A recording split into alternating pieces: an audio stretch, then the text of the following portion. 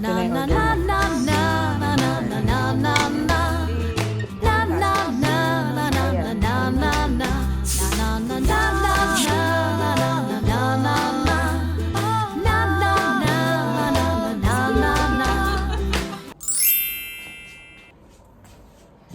Good morning, guys. Anong oras na ba? 1:00 na ng hapon. Ngayon lang kami nagising. Siguro pagkadating namin kagabi, around 11 o'clock. Tapos dumiretso nga kami doon sa kabilang bahay sa mga parents ko. Tapos, yun, pag uwi namin dito, hindi ko pa nga naayos yung mga boxes. Ayan, may mga laman pa yan. Naligo lang kami. Kasi syempre, di pa tagal ng biyahe. Tapos sa aeroplano, kung sino kasama mo, may mga umuubo pa nga.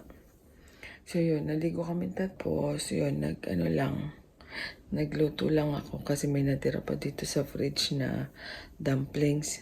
Sabi ko kunin na ng mami ko, hindi pala kinuha. So ngayon, ayun, kagabi niluto ko. Kanina madaling araw. Siguro mga 1 o'clock. Niluto ko. Kain kami ng dumplings. Tapos, yun, habang nanonood sandali ng TV, ng Netflix. Tapos, yun, maya-maya, natulog na kami. Mga around 2 o'clock, yata 2:30. So, ngayon lang ako nagising, 1 o'clock na, 1:12. Pero yung mag-daddy tulog pa. So, ngayon, di ko alam kung lulutuin ko kasi wala na akong lulutuin. Ano na lang, puro dumplings yun nandito, yung nabili pa namin sa Korean grocery store. So, baka mamaya pag nagising sila, kain na lang muna kami sa labas and then mag-grocery kami para may lulutuin ako. So, yun, mag-ayos muna ako ng mga boxes. Tanggalin ko na yung mga laman yan. Welcome back to reality. Ito ang reality. Tapos na ang bakasyon. Actually, hindi nga bakasyon eh. Sige guys, balikan ko kayo ulit ah. So guys, time check. 2:00. Nasaan ba? Ayan. 2:00 na ng hapon. Lalabas muna kami. Mag-grocery kasi wala na akong lulutuin. Pero kakain muna din kami sa labas. Wala nang ayos-ayos. Back to America. Halika na. Siya. Ito na yung order namin. Lunch namin ngayon to. Kung pao prawn. Ano? And then kasi broccoli prawns. And then kay daddy yung braised tofu. Kakain na si Sia ng veggies ulit. Yan, kain tayo. So guys, nakabalik na uli kami ng bahay. Dapat mag-grocery pa kami. Kaso pagkakain namin, umilab na agad yung tiyan ko. So, ang nabili lang namin, yung ulam na lulutuin ko mamaya. Yun lang. Pero, yung ibang bibilin pa sana namin, hindi ko na nabili. Kasi nga, kailangan namin umuwi ng bahay. So, yan. Ayusin ko na yung mga box. Pero bago yun, nag-gongcha uli kami. Kasi ito wala to dyan sa Pinas. Yung mango yogurt smoothie. Parang ganun. Ayan, si daddy as usual, PMT. Tapos si Sia yung taro smoothie. Ito na guys, mag-unbox na ako. Open na natin yung box.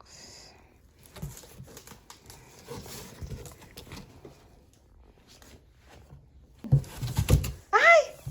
Bakit may batang lumabas? Bakit may batang lumabas? Nasa bagahe ka ba? Yeah. From Manila to San Francisco? You're in the box? Yes.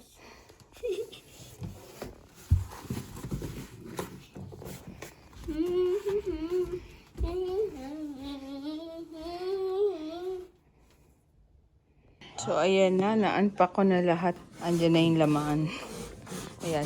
Bumili lang ako konting pasalubong. Yan, Chef Tony na popcorn saka tawag dun? Lengua. Saka pulburon. Ayan. Saka macarons. So, yun lang. Si Daddy Box inaano na. Tawag dito. Ang tawag dyan, tina-chop-chop na yung box para itapon mamaya. Ayan pa. Pulburon. Although, saka ito yung macarons. Although may Goldilocks dito guys, pero hindi iba yung lasa niya compared dyan sa atin sa Pilipinas. Saka yan, yung engbitin na hopya. Dito rin may engbitin na, pero syempre mas fresh to. Kasi iba sa grocery matagal na nakastock. Yan. So ayan guys, time check 7 o'clock na. Ayan, na chop-chop na ni Daddy ibang box. May natira pa isa. Pero kasi sabi ko, magdidilim na. Linisin niya muna sa labas kasi 3 weeks kami hindi nakapagwalis. Oh, ang daming dahon. Ayan, oh. Naipon ang dahon.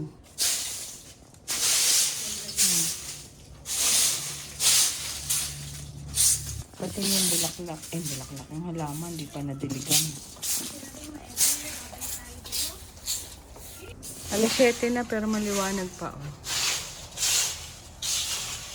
Namiss namin tong bahay.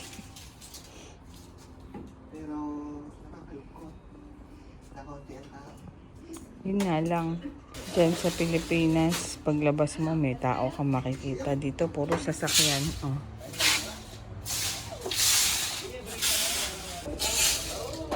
Ayan, gandito Daddy oh.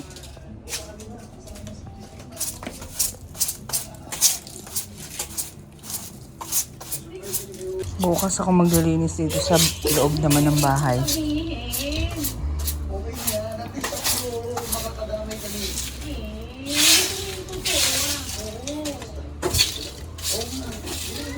So ayan guys, 7:30 na ng gabi. Si Daddy Books nagmumuni-muni. Namiss yata yung sa Pilipinas na maraming tao. Wala naman siya natatanaw doon, puro sasakyan lang. Tapos ayan, dami pang kalat kasi kaka-unpack lang namin. Pero yan, na-separate ko na yung mga pasalubong ko sa aking mga, alam nyo na. Tapos magluluto ako ng sinigang na baboy. Pakita ko sa inyo. 7:30 na ng gabi. Ayun yung oras. Oh. Ayan si Daddy. Oh, kuha naman. Nangangamoy na yung kawali ko. So, ito ang feeling ng dapit hapon dito. Pilipinas, daming tao. Gabi pa lang, gabi na, nandun pa rin, dami pa rin tao sa kalsada. But here, kita nyo, wala, yan lang. So, ayan na. Nagsisigang na ako ng baboy. Pinaghalo ko yung belly saka yung pork butt. Yung kalahati ng belly saka kalahati ng pork butt. I-adobo ko naman. So guys, kakain na kami. Luto na yung sinigang. Ayan. May bisita kami. Kinukuha agad yung pasalubong niya. Kain na siya. Kain tayo. Kain na ate.